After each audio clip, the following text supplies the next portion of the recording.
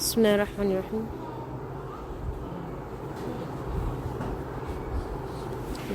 بسم الله الرحمن الرحيم. الحمد لله رب العالمين.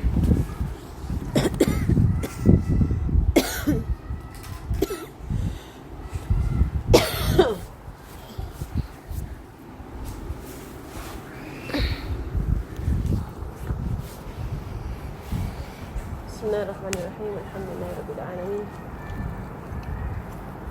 به نستعين على كل أمور الدنيا والدين.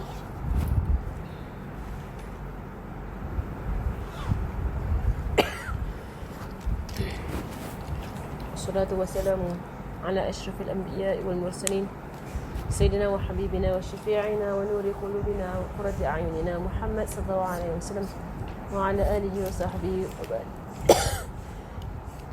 وآله وصحبه وبارك وسلم. تعلم وتعليم والتذكر وتذكير والنفع والانتفاع والإفادة والاستفادة والحث على التمسك بكتاب الله وسنة رسوله صلى الله عليه وآله وصحبه وسلم ودعاء إلى الهدى ودلالة على الخير ابتغاء وجه الله ومرضاته وقربه وثوابه سبحانه وتعالى مع لطف وعافية من رحمتك يا أرحم الراحمين. اللهم إن نسألك العلم لدني والمشرب الصوفي الهني يا وهب يغني. اللهم إن نسألك العلم لدني والمشرب الصوفي الهني يا وهب يغني. اللهم نسألك العلم لدني والمشرب الصوفي الهني يا وهب يغني. وصلى الله على سيدنا محمد وعلى آله وصحبه وسلم والحمد لله رب العالمين. آمين. بسم الله الرحمن الرحيم. الحمد لله رب العالمين. We will continue on the part about the food, right? About overeating. So من كتاب منهاج العابدين إلى جنة رب العالمين للإمام الحبيب للإمام المجدد حجة الإسلام والمسلمين زين الدين أبي حامد محمد بن أحمد الغزالي الطوسي الطبراني الشافعي رضي الله تعالى عنه ونفعنا الله به وبعلومه في الدارين إلى أن قال from the book the path of the worshipful servant to the gardens of the Lord of the worlds by the great Imam, the renewer of the faith, proof of this religion and the Muslims, the beauty of this religion, the father of Hamid Muhammad bin Ahmad al-Ghazali from Tus al-Tabarani al-Shafi'i. May Allah be pleased with him and may he benefit us by him and by his knowledge to where he has said, right? So here Sayyidina Muhammad, we have read until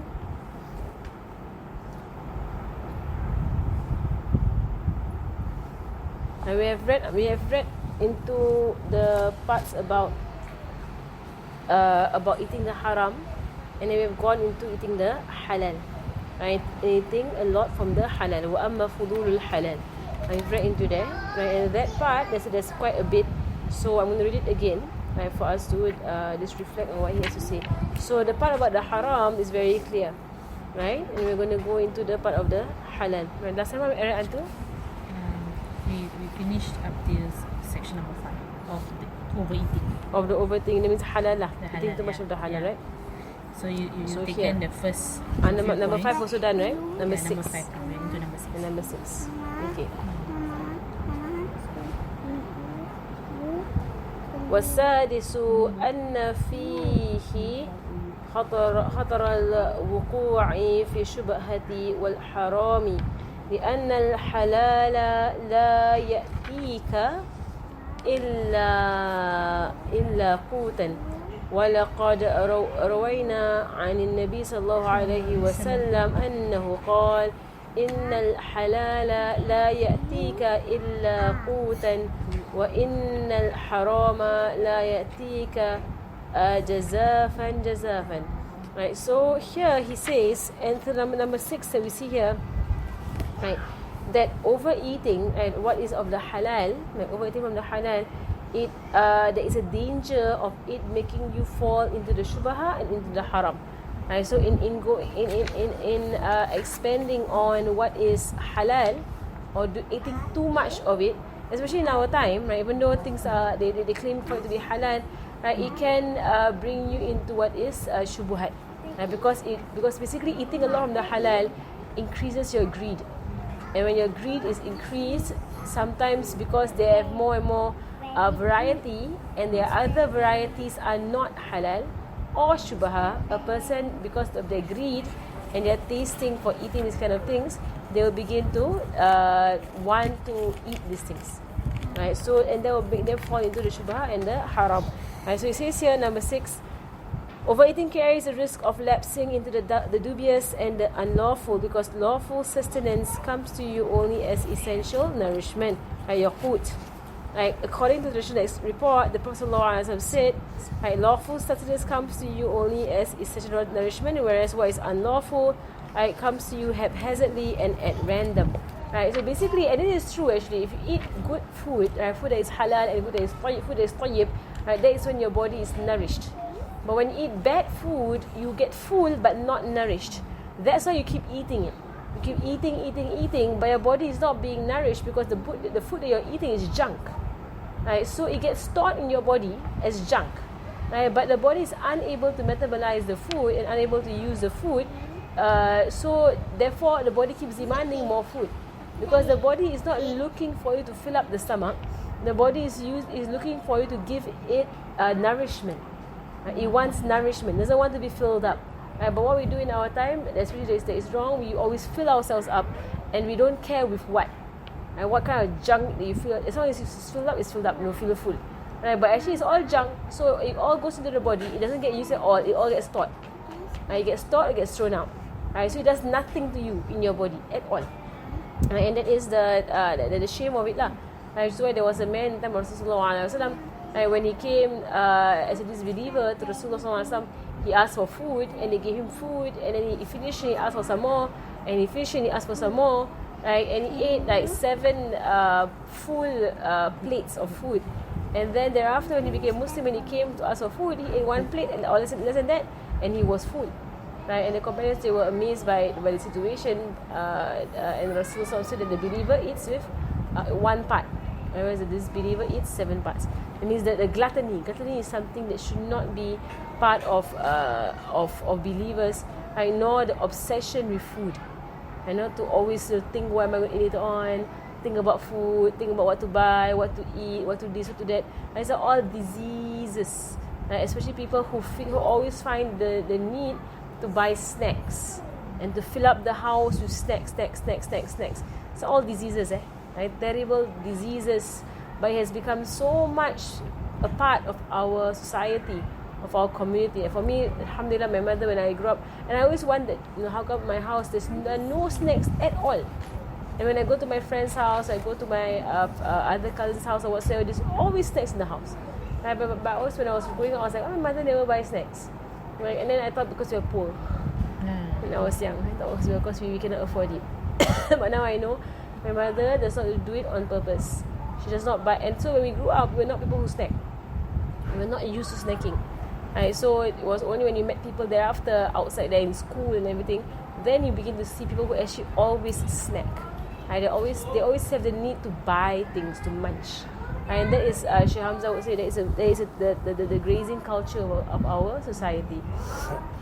Right, so that's why he says here that it will become lawful sustenance will cause your body to grow in strength and in health. Whereas unlawful things or shubha things, they stay in your body and they create discord, and they create all kinds of recklessness inside, and they stay in the body, and they cause the body to grow heavy. Number 7.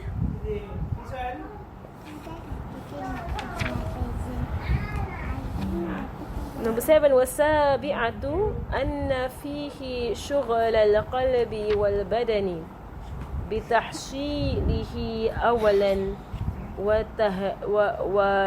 وتهيئته ثانيا ثم بأكله ثالثا ثم بإفراغه والتخلص منه رابعا ثم بسلامة منه خامسا بأن تبدو منه آفة في البدن بل آفة وعلل ولقد قال صلى الله عليه وسلم أصل كل داء البردة يعني التخمة وأصل كل دواء الأزمة يعني الجوع وحمية. وعن مالك بن دينار أنه كان يقول يا هؤلاء لقد اختلفت إلى الخلاء حتى استحييت من ربي وملكي فيا ليت أن الله جعل رزقي في حصاة أمصها حتى أموت. ثم في هذه الجملة من طلب الدنيا والطعام في الناس وتضييع الوقت بسبب كثرة الأكل ما لم يخف. So here it says, overeating keeps the heart and body preoccupied with the attaining of the food it demands. Right? So the first thing about overeating is that it occupies you. So the first thing is that it occupies you with trying to seek the food, right? Because you always want to eat. So because you always want to eat, then you're always spending your time seeking food, and that's the first thing. So overeating makes you waste time. Right, because you like what you do if you go overseas, you go traveling, right? And then people want to eat all the time.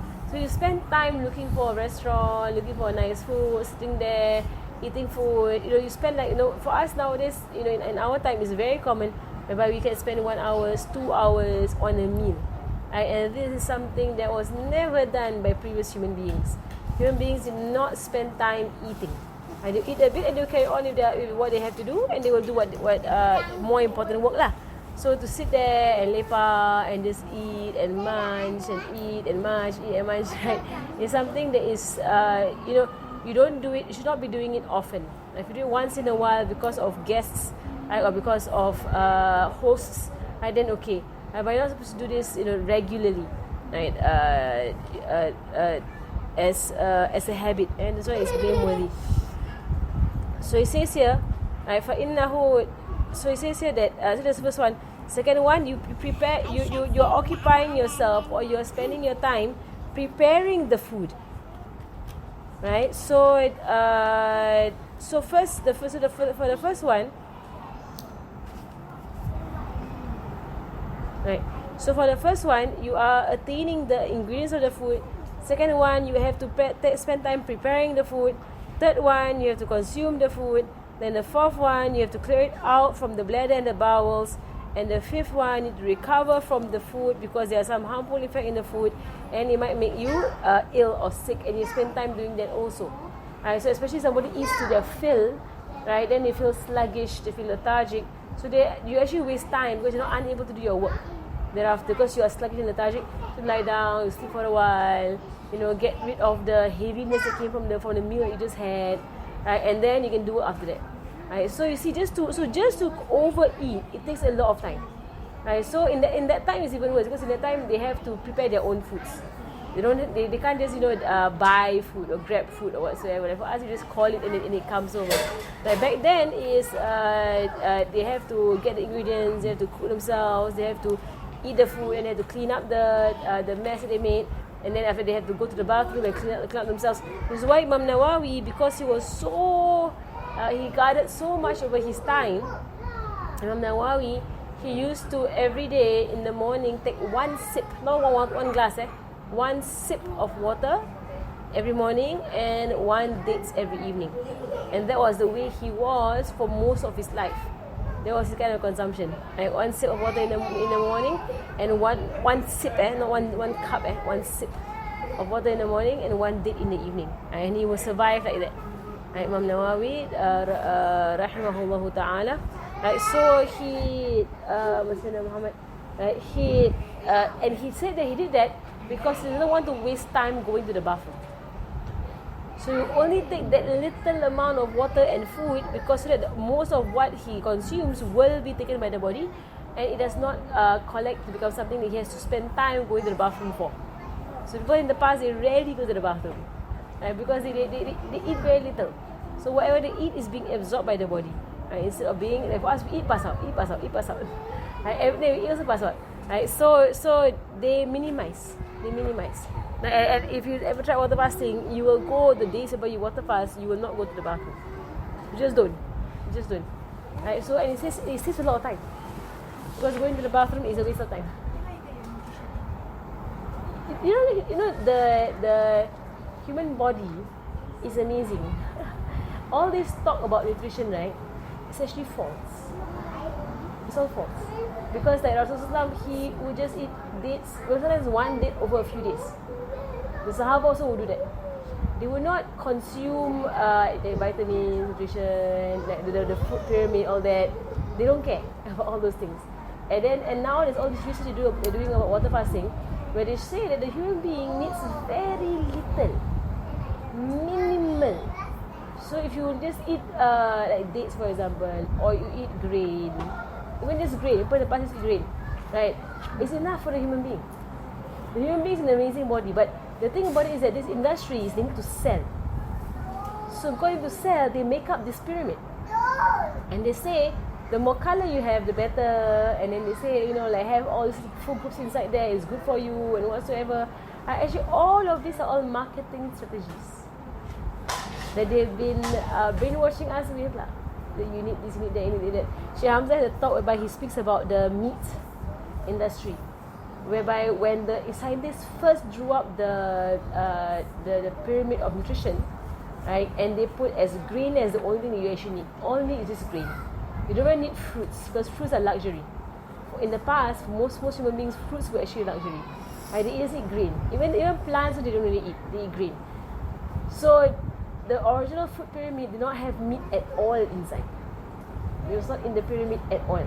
So the meat industry lobbied against it severely because they know that if the scientists were to say they don't need meat, right, then they will hurt their production, and their business. They lobbied against that scientific paper, and the scientists were made to take it back and insert meat into the pyramid. So basically, whatever we see out there, and I'm saying things that people like, really, like some sort of like controversy theory or conspiracy theory or whatever. No, it's true. They want to sell. They want to sell. It's like now, all these milk supplements that they sell out there, and they say, oh, buy this got DHA, buy this got don't know what, calcium, extra calcium, etc. This and that. Like all of this is all marketing pitches. It's all marketing. It's all just to make you buy. But what do you need all of these things? Does a child need all of these things? No. It's not needed. But it's just that they're messing with you because they want you to buy their stuff. They want money. Yeah. So actually, like when we water fast, people can water fast and stay healthy and strong normally. They can, and the body will they will be nourished. They will be nourished and they will be very healthy. That's why it says here in the hadith that to be healthy is to actually deny your body of eating. That's the healthiest thing you can do to your body. Right? The most unhealthy thing you can do to your body is actually to eat a lot. Yeah. So Allahu A'lam, Allah knows best. Like for me personally, if you are taking your apple soda, if you're taking your dates, no. It's enough as a nutrition. Our soda, dates. It's enough. Everything else is more like luxury food, more or less. And it's all just because habitual. It's such a habit for us to eat rice. It's a habit to eat bread. It's a habit to eat meat. So you don't eat it, you feel like something is wrong. Right? So you're not normal. Right? Like some people just eat like a date, and that will be whatever he consumed for the day. That's all he consumed. Think about it lah. Like a lot of this, when you look into it, you actually see a lot of it is because of economy. They want people to buy stuff. So even all these like all these power foods, right? That goes on out there. They say, oh, this food is a power food, you know, and this food is a power food. They say the chia seeds and then the flax seeds and then they are beneficial things. They are nonetheless. Right? But at the end of the day, you know, whichever has a company that sells better becomes the more powerful food. So the power foods are based on who is able to sell better, who's able to market better. Because you look at this point in time, like all the mentioned about all kinds of power foods, nobody. I mean, it's very rare you hear them speak about the Hafiz Sauda as a power food. They say here and there, but it's not something that like how you hear about chia seeds and how you hear. I saw an advertisement, like it's like a supplement for diabetes, for those with diabetes, right? And it has advertisement. It's sold by, I mean, it's on the bus. So it's one of the big brands lah. And I saw, but they don't call it Hafiz Sauda, they call it Black Sesame. But it's not Hafiz Sauda, right? Black Sesame is not Hafiz Sauda. It's not that. Oh, isn't it? No. Hafiz Sauda is not Black Sesame. Hafiz Sauda is another name for it. Forgot the name. But it's not Black Sesame. I know it's another name. I've seen Black Sesame before. It's not Hafiz Sauda. No.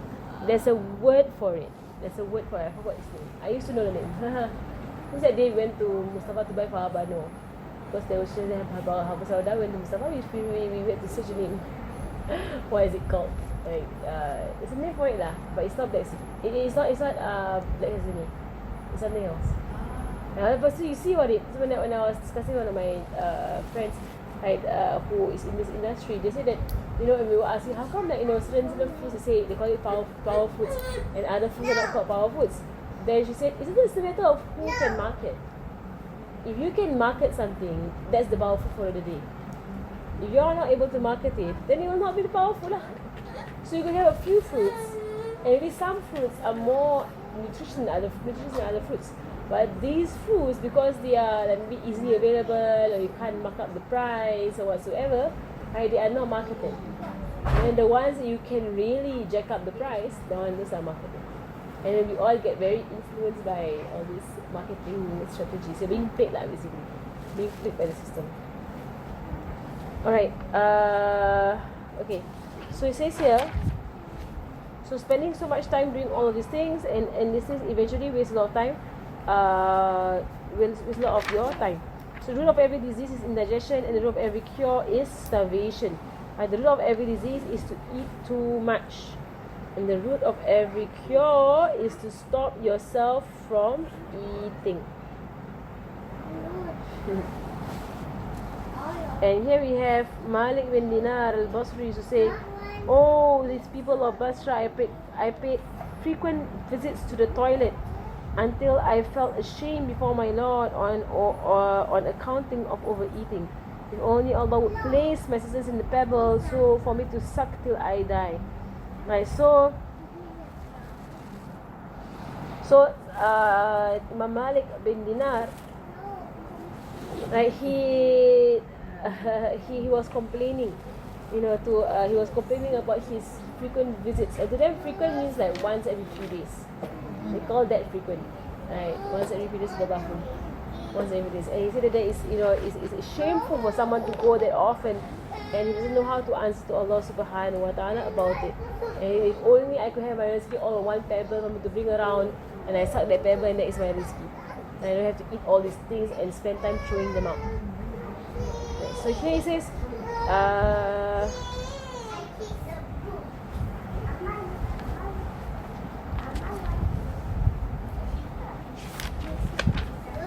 so it must be obvious from all of this that overeating results in the pursuit of this world, greed for what others have, and the wastefulness of time. 3 things, right?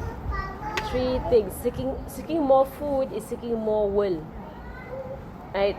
Seeking more food is to be greedy, and seeking more food is just to waste your time, because you're trying to consume things you don't actually need.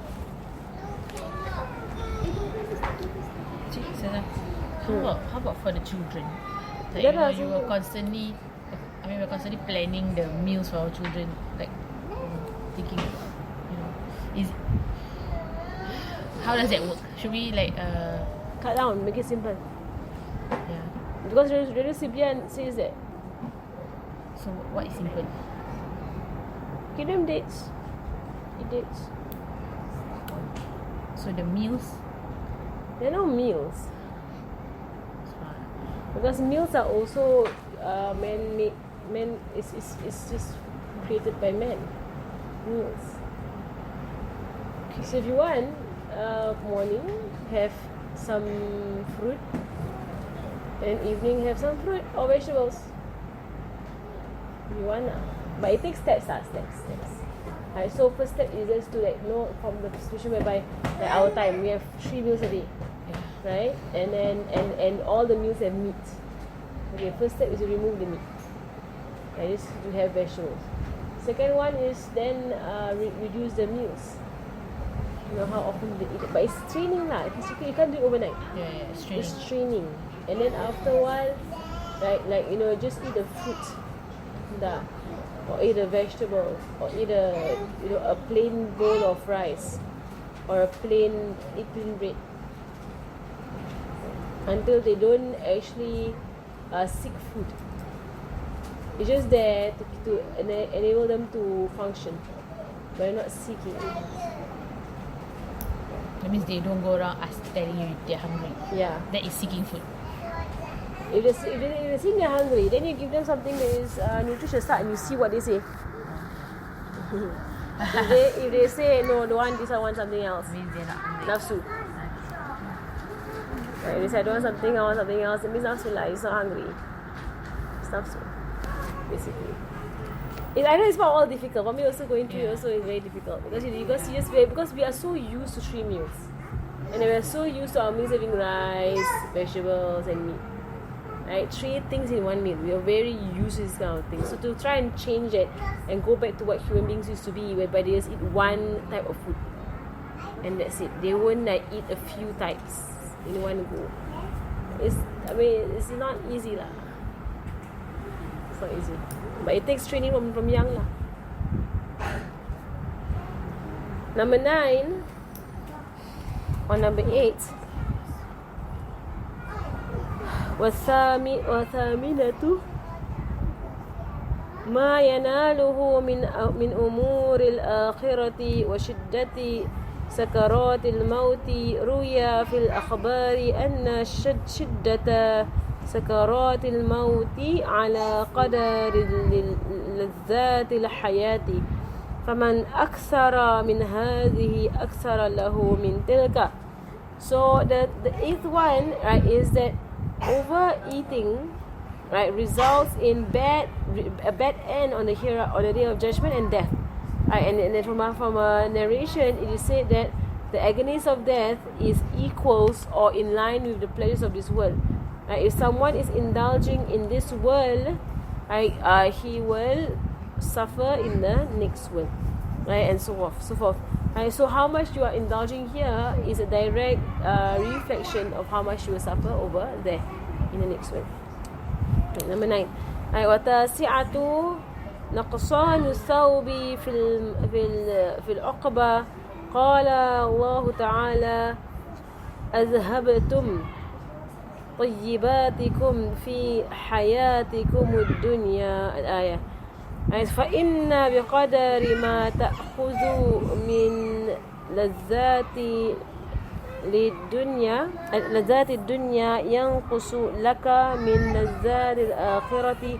ولهذا معنى روي أن الله تعالى لما عرض الدنيا على نبينا محمد صلى الله عليه وسلم قال له ولا أنقصك من آخرتك شيئا. خصه بذلك فدل على أن لتغيره النقصان وإلا أن يتفصل الله عليه. Right, so here number 9. For future of the reward in the hereafter.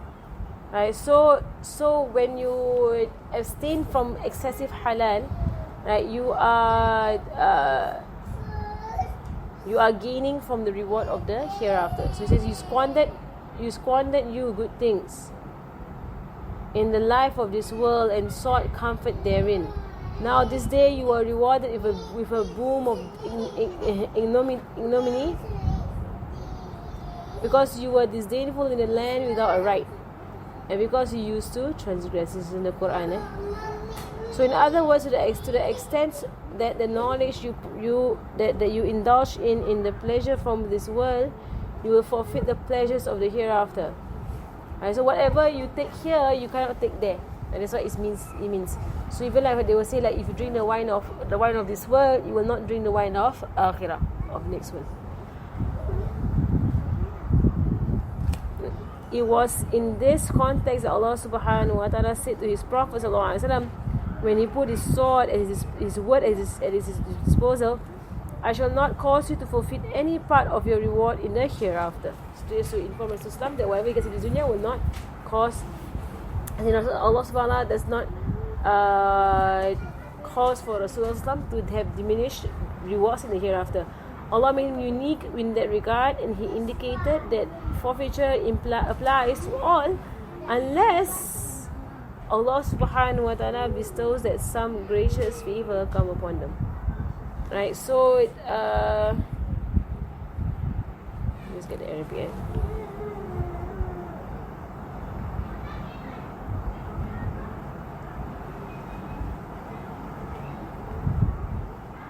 Right, so Allah subhanahu wa ta'ala promises Rasulullah that I will not take things from you, or I will not decrease you in the akhirah because of what you get in this dunya. And this is specific to Rasulullah, right? That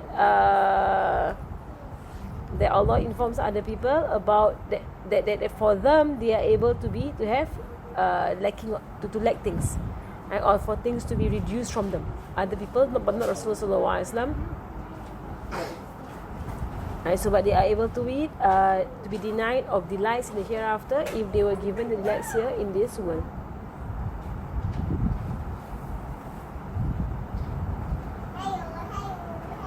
And he says here, so in other words, to the extent you indulge in the pleasure in this world just now, so he says, I shall not. So Allah made him unique in that way. So it's written that Khalid bin Walid received Sayyidina Umar bin Khattab as a guest, and he prepared a meal for him. So Sayyidina Umar said, this is for us, but what is for the poor, those poor immigrants, the Muhajirin, who have died before eating their fill of barley bread? Khalid replied, for them is the garden of paradise, O leader of the believers. Sayyidina Umar then said, if they had achieved the gardens of paradise, then, and this is our share of this world, they have distinguished themselves from us with clear distinction. And so this story here, whereby Sayyidina Umar was given some food from Sayyidina Khalid bin Walid, and the food was a lot, right, in the sight of Sayyidina Umar, and he says that those who went before us who didn't see the expression of Islam and the riches of the Muslims, right, they are actually more fortunate than these people, because those people, they died in time whereby they had nothing. And so all of their reward will be given to them on the Day of Judgment, in the next world. Whereas the people who lived on, they are afraid, and they're many hadith, but they are very afraid that whatever reward they had gained, was already given to them, as in the form of monetary wealth in this world. And so it's very important not to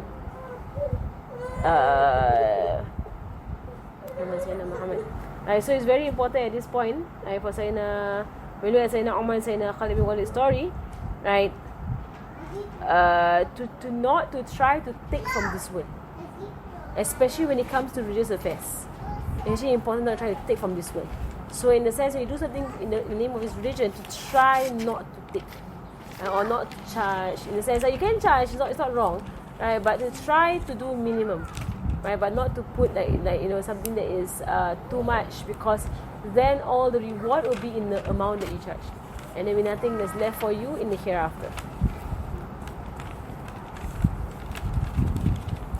So here it says, وَلَقَدْ رُوِيَ أَنَّ خَالِدَ ibn al-Walid أضاف عمر رضي الله بن الخطاب رضي الله عنهما وريأ له طعاما فقال عمر هذا لنا فمن للفقراء المهاجرين الذين ماتوا ولم يشبعوا من خبز شعير قال خالد لهم الجنة يا أمير المؤمنين.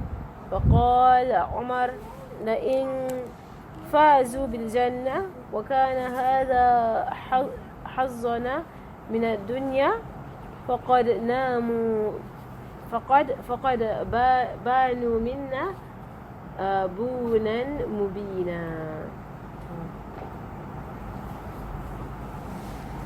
Next one, روي عن أن عمر رضي الله عنه عطش يوما فدعا بماء فأعطاه رجل إداوة فيها ماء نبذ فيه تمرات فلما قربها عمر من فيه وجد الماء باردا حلوا فأمسك وقال أواه.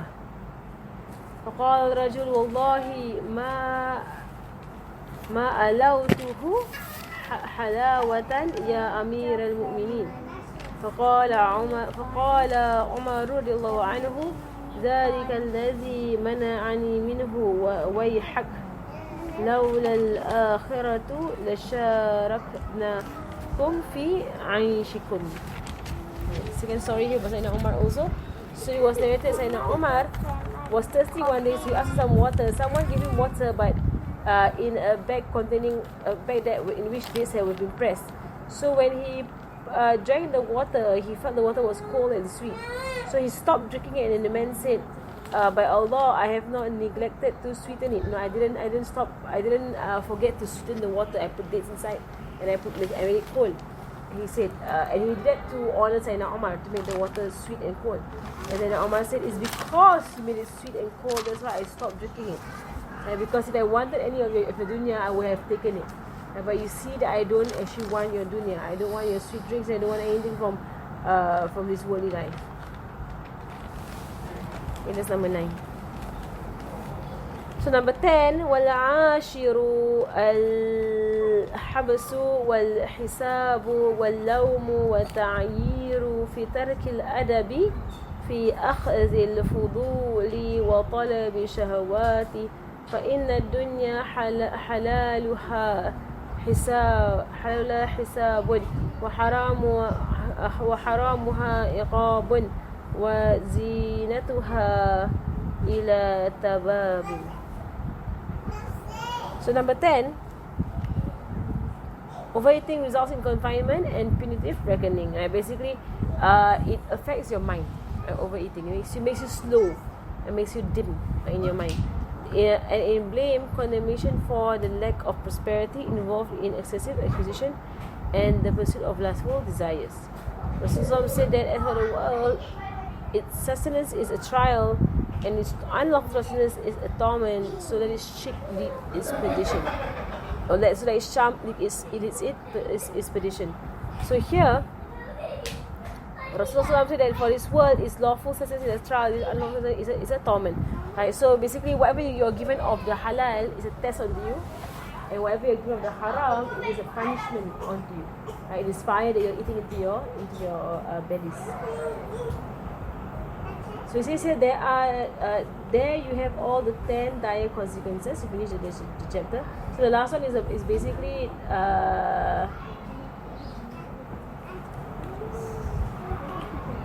dim-wittedness. The last one, and to be slow in your mind. The last one,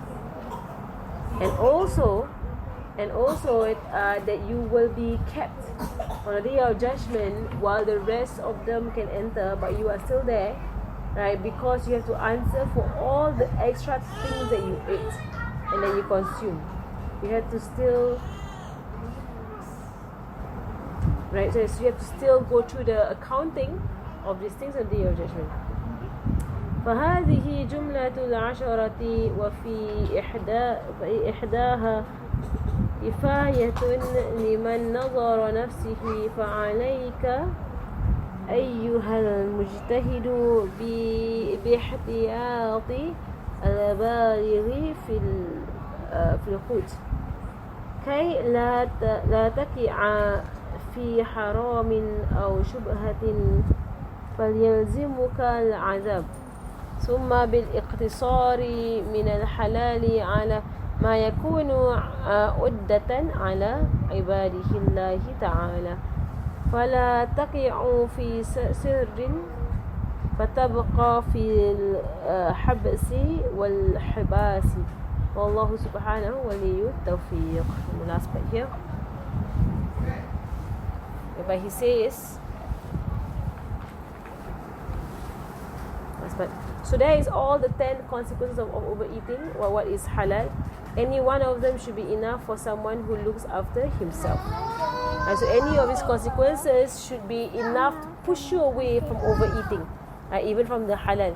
It is therefore compulsory on you, or the one who is diligent and worshipful, to exercise the utmost caution with regards to nutrition. To really try your best, so that you do not lapse into anything unlawful or dubious, for that would make you suffer torment.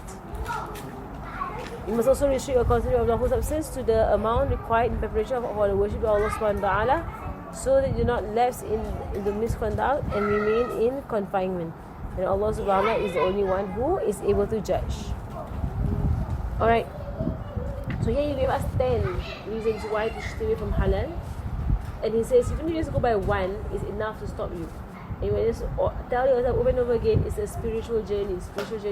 It's not really a physical journey. It's a spiritual journey to Allah subhanahu wa ta'ala, because you're trying to remove the veils between you and Allah subhanahu wa ta'ala.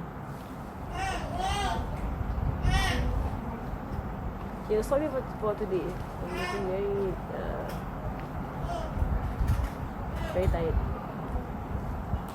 So I can't give a proper sharah. I'm very tired. So I can actually feel the brain as a muscle. You can feel the brain exhaust. I can actually feel it. Shut it down, right? Yeah, shutting down. You can feel the brain shutting down. You're like, no, enough.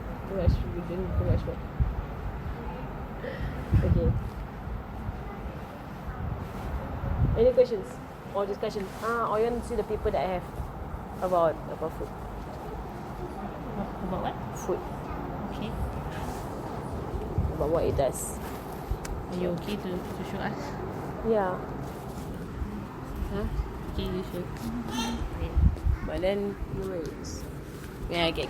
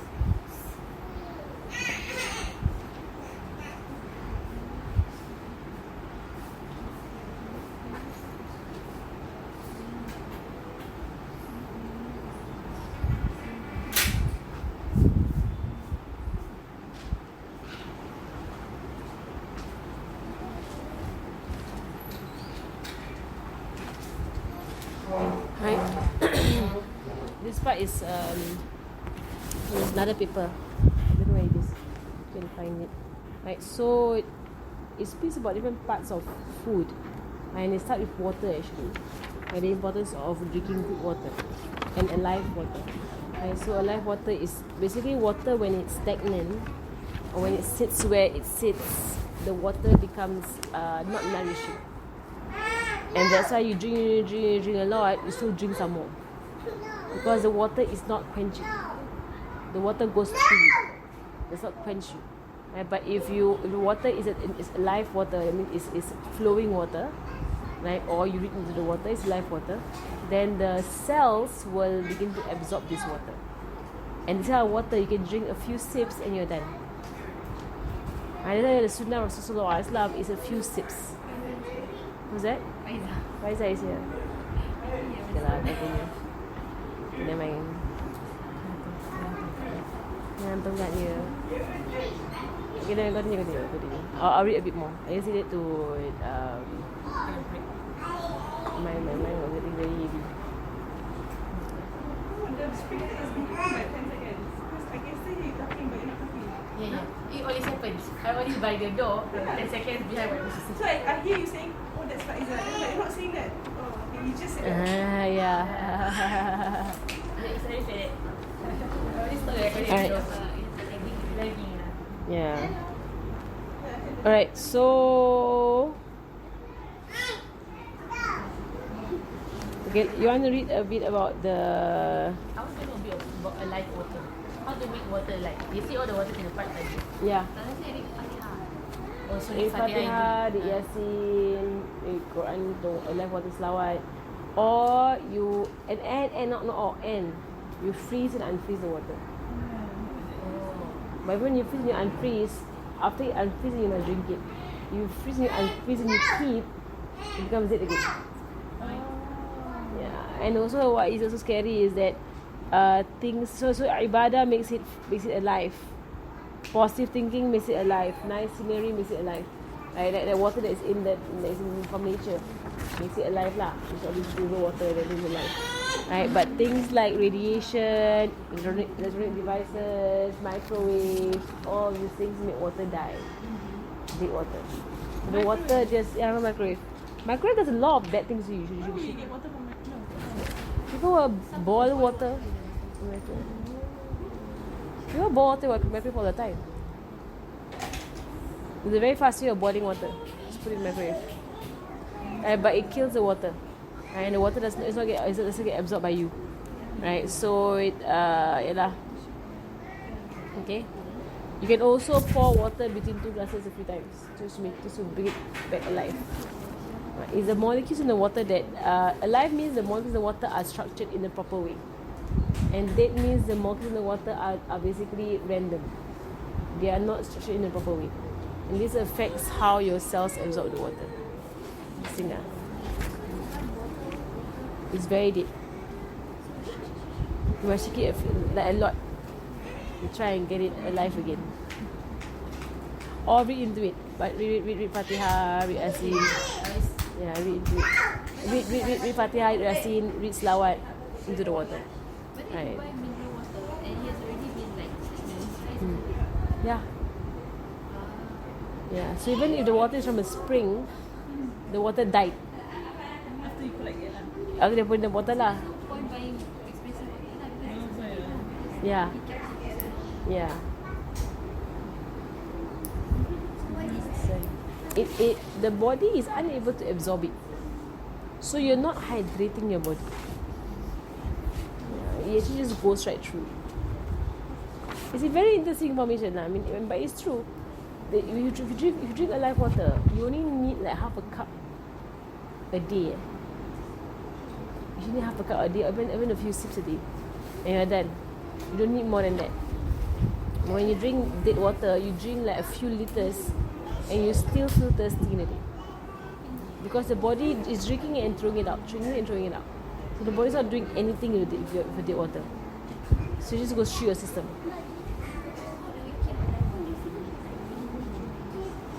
One thing you always baca before you drink the water.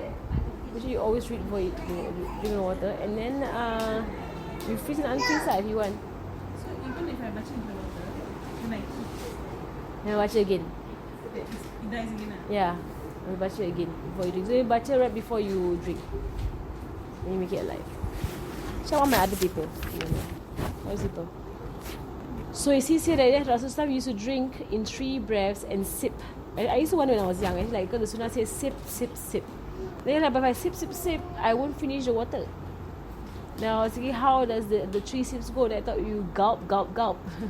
No, it's actually sip, sip because I drink very little water. So when it says sip, sip, sip, it's really that's how much they drink. 3 sips is all they drink. Because Like the 3 sips and then Yeah, I thought No. there's 3 sips. And the 4th one is go. no, the sunnah is the 3 sips and then dah. It means you drink that amount of drink. Very little. That's why I say all these things is very, very difficult. So you also want to read about about the goodness of it. So you see, there is no benefit in drinking water that is excessive, because it burdens the heart and increases your beat. Those who drink a lot of water, there's no purpose, there's no goodness in it also. You drink a lot of water, it makes you sluggish. Here Imam Ghazali also says that water makes you sluggish. You drink a lot of water, you become sluggish. Like kembung and whatsoever, sluggish. Right, so all this talk about 8 liters of water a day, it's all nonsense. It's actually again nonsense. A lot of it like, we'll be lied to all our lives. Right, so 8 liters of water a day also nonsense. You don't need 8 liters of water a day. And some say that when you feel thirsty, that's when you're already dehydrated. Yeah. No, it's not right. When you feel thirsty, that's Allah, the system Allah put in your body to tell you drink a bit until the thirst goes away. And if you take a sip, the thirst goes away. You don't have to drink it like a liter of water before the thirst goes away. You take a few sips and you're done. The thirst actually goes away. So you don't have to drink the entire cup of bandung or whatsoever. And the entire thing about sweet water is that a lot of it is just for luxury. It's for fun, actually. Sweet water is for fun. It's not for nutrition. It's not for goodness or whatsoever. It's all this water. Packet drinks and whatsoever. It's all for fun. There's no goodness in it.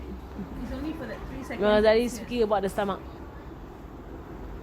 It's only for like 3 seconds here, the 3 inch here. Yeah. Yeah. And then it becomes junk in the body. Yeah. That's all. Right, so you see the suitable period to drink water according to human nature is when one is clear-minded after waking up, that means not sleepy, and after 1.5 to 3 hours after a meal. 1.5 to 3 hours after a meal. Then drink water. Don't drink water while you're eating, and don't drink water right after you eat. But actually you wait for the food to go down, then you drink water. 1.5 to 3 hours. Yeah. How about if you drink before? Sorry, how about if you drink before? If you drink before the meal, so if you drink before the meal, then you must also wait about 1 hour. So basically food and drink are never together. It's always separated. That is very difficult. It's very difficult to apply. Because of our habits. It's habitual in our society. It's so habitual that it is so hard to eat and not drink. But actually, the time of the Prophet, they when they eat. When they drink, they drink. They don't mix it together. How about air zam-zam? The air zam-zam in bottles that we bring back to Singapore. Are those alive water? So air zam-zam, because of the blessings in zam-zam, the one is alive. But again, what she was saying is that for air zam-zam also to shake it. Oh, shake it. Because air zam-zam is from a spring. Zam-zam is not a well. It's spring. Zam-zam is not a well. A well means you dig in the ground and you find the water. Spring is the water comes out of the ground itself. Zam-zam is actually a spring and not a well. Then Zam-zam is a live water because it's a flowing spring actually. Yeah. So it's very one of the most alive waters. Do we make our food alive? Food. We upon our food. Yeah, to make it alive so that it is blessed. But then again, you need to also make sure that it is good food lah.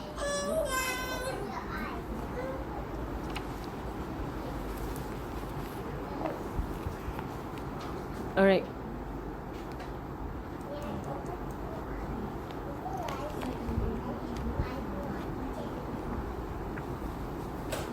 actually going to stop there for today. Next time round I will be more alert. Any questions about that? Because you also finished the last section also. So we're just going to go into the subsections thereafter. Huh? What's that? Subsections. Can we stop there? Sallallahu alaihi wasallam.